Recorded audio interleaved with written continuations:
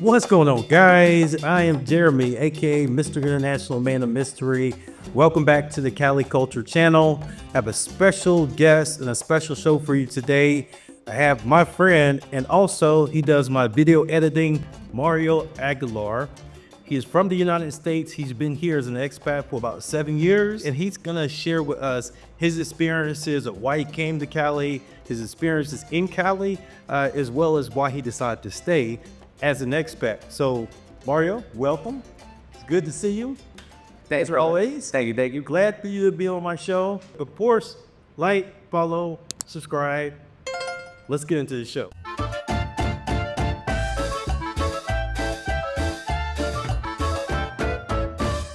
So Mario, what was it about Cali that made you want to come to Cali? And we've lived here for a while now, but why did you decide to come to Cali? I had decided to come here essentially for a relationship that I had made online. Now, the months coming to Cali, I was getting prepared to meet people. So, I was on Colombia Cupid, Tinder, Facebook. Don't underestimate Facebook for making connections. Sorry. And I had met a girl that I thought I could meet here in Cali. If she was a Colombian. Yeah, Calena. She's from Cali. And I had already visited Medellin and Cartagena, and I like the appeal of Colombia. This is, like I said, 7 years ago. So this is pre-passport bro era, or maybe I'm just one of the pioneers of passport broing.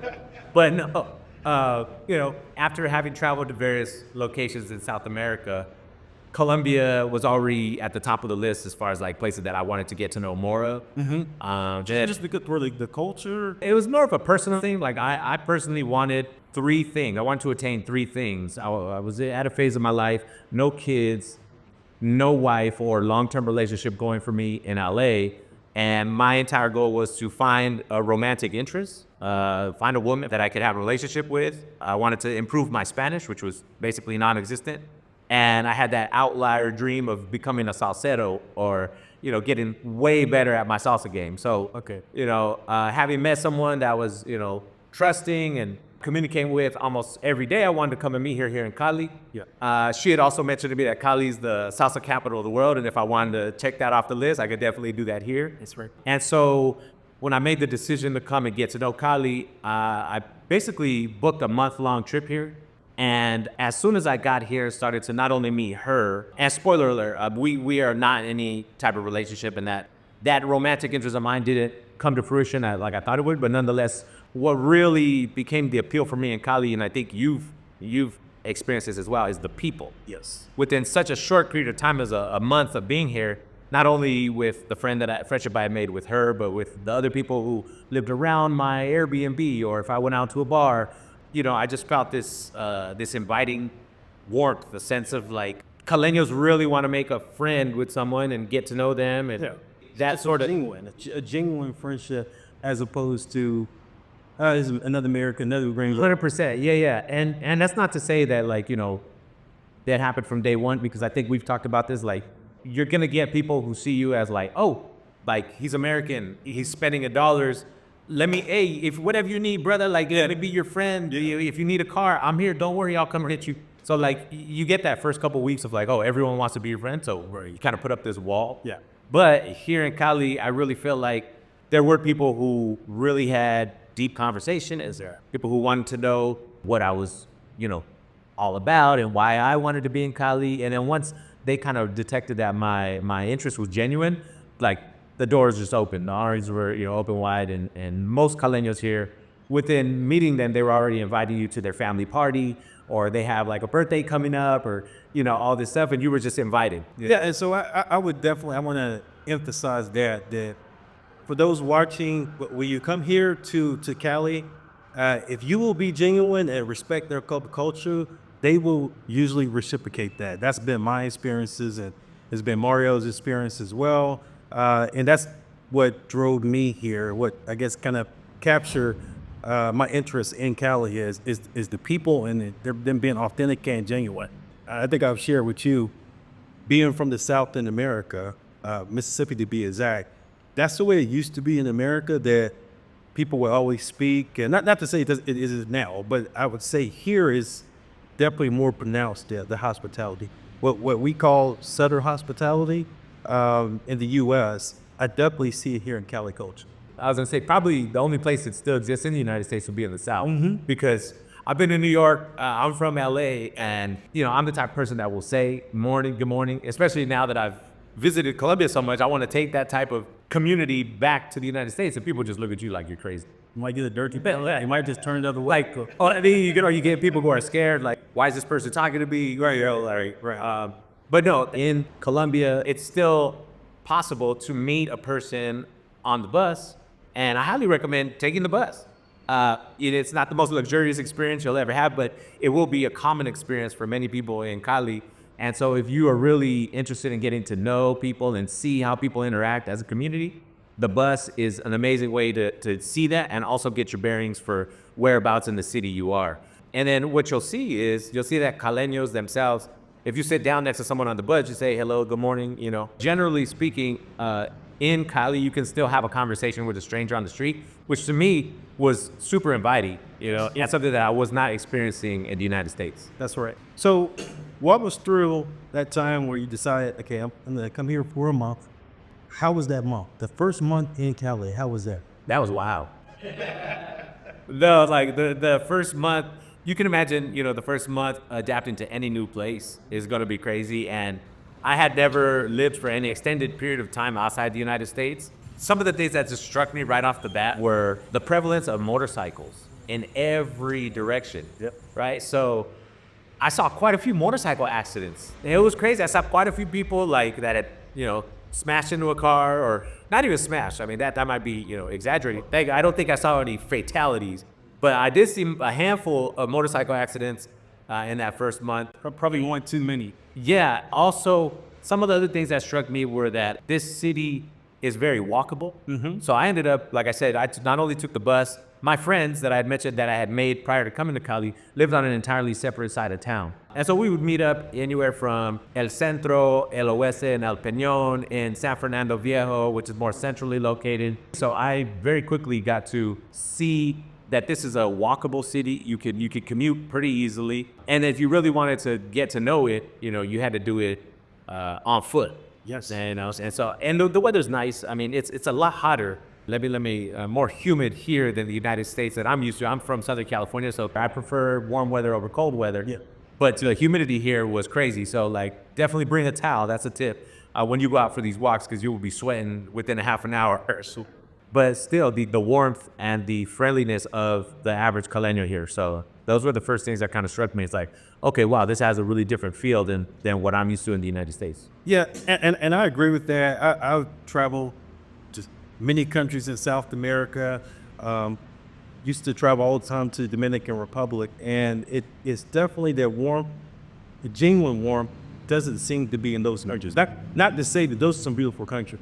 Dominican Republic, Brazil, Chile, those are some beautiful countries, but it just seems like, particularly in Cali, the warmth and the genuineness is paramount. I haven't experienced that in other South American countries. Right. It's hard to define, honestly, right? It's hard to say it's because this, or that. No, it's like you will find that the average Caleño is a social person. They don't mind. I mean, I've got neighbors that if I strike a conversation with this person, I'm about to be here for the next 35 minutes. So I sometimes will say, hey, good to see you. I just got to take these groceries upstairs, because if I stay, they're going to chat me up for at least a half hour. So that's a prevailing attitude here in Cali. So absolutely, as a person myself who likes to talk and I'm social and I like to meet people, it was so welcoming and made a big difference in my decision. Good.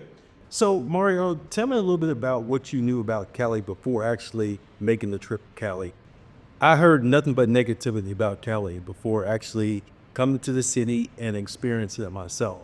I heard that Cali was very high in crime, drugs, among other things. And when I actually came to Cali, I found that for the most part, not to be true. That Cali is a great culture. It is safe if you know where to go. And it's just it just gets a lot of bad media representation for whatever reason. So had you heard some of that negativity before actually coming to Cali and experiencing the culture yourself? I would say that I probably didn't hear much about Cali as much as I had heard general negativity about Colombia. When I was considering leaving the country to live in South America, that's like 2015, 2016.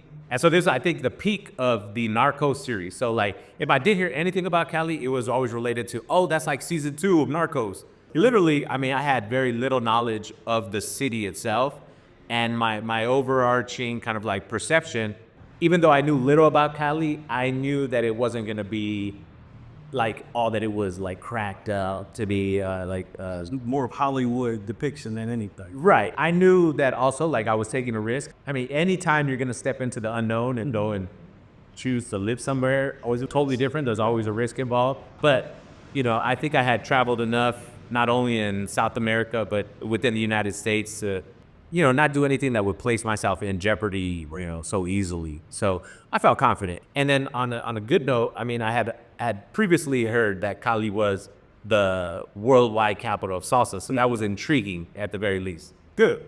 Yeah, well, and that's good because I talk to a lot of people that want to come to Cali, and they hear the negativity, and they'll go to the Homeland Security website, and it'll be a level 3 for not just Cali, but Valle de Cauca Right. as a department, as a whole area, not just Cali. And that will deter a lot of people from coming to Cali. So, folks, I would definitely highly recommend that you come to Cali. You can make your own conclusions based on your trip to Cali and not based on others, because I obviously have positive experiences in Cali.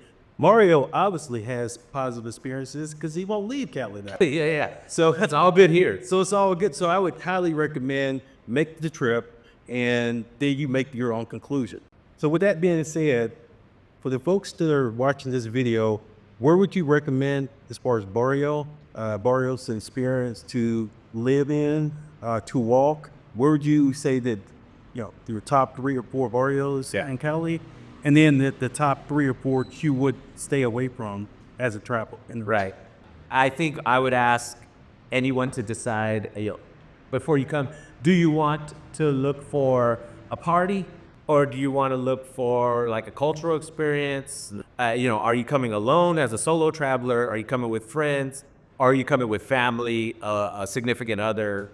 If you're here on a shorter term basis and you're looking for a party and excitement and entertainment, I would say staying centrally located in the city in Granada or in Centenario, which is at the side of Granada. There's homes that you can rent that are really nice in the other side of Granada, Santa Monica Residencial. Maybe if you're traveling with a friend or a significant other, that'll put you a little bit closer to Chipichape, which is like probably one of the malls here that's gonna feel more like a US experience of shopping in a mall. So all of that area is definitely good for the party and the entertainment and the activity. If you're looking for a little bit more of maybe getting a cultural experience, I would suggest El Oeste, which is where we're at right now, which is where you bought your apartment. El Oeste is historically seen as a more affluent area of Cali. Whenever you say, hey, I live in El Oeste, people give you that eyebrow raise like, oh, wow, you living where the rich folks live, right?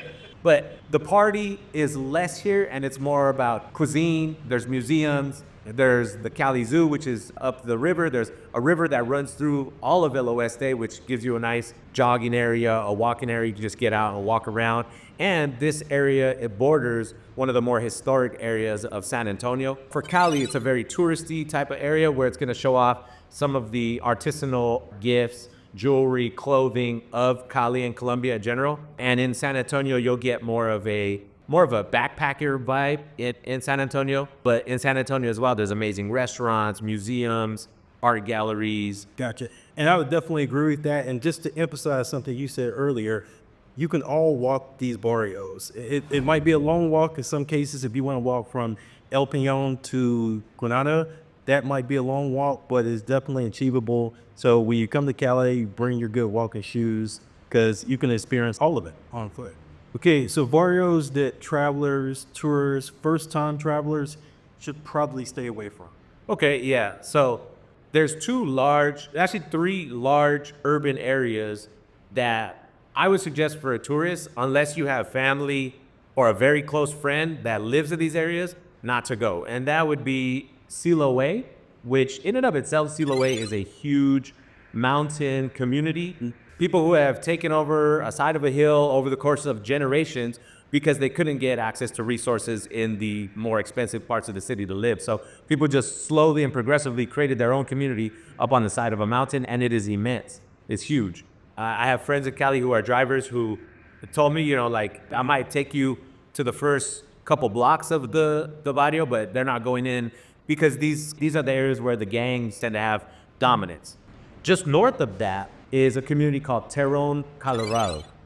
And so Terron, Colorado is similar to Siloé in that it's in the hills and the mountains, but basically you're gonna get the same thing. The local Caleños themselves will say, I don't like going up in there. If they're not from that part of town, they don't like to go up in it. So I highly suggest that tourists themselves to stay out of those areas. And then you have what they call here Agua Blanca. Agua Blanca covers the east side of this city, and most people here refer to it as El Oriente.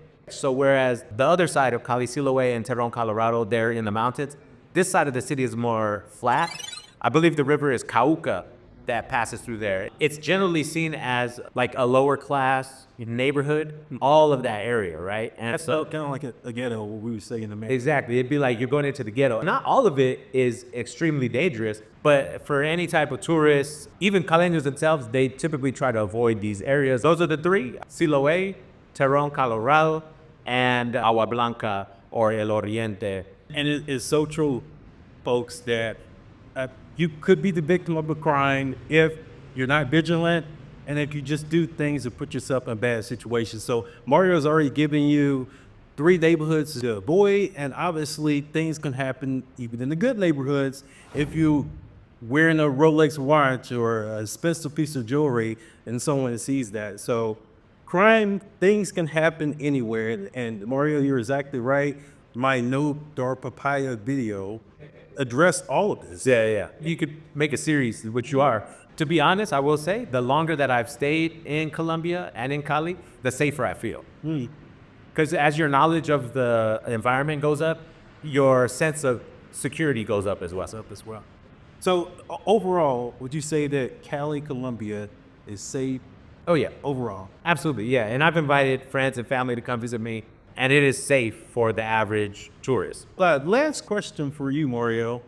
What does future hold for you here in Cali, Colombia? Now, I do know you did get married, right? Yes. Yep. So what does future hold for you here? The future for me in Colombia, I think, has a lot of opportunity. So you mentioned earlier that I work in social media. I also want to complete the Colombia dream. People talk about the American dream, right, a lot.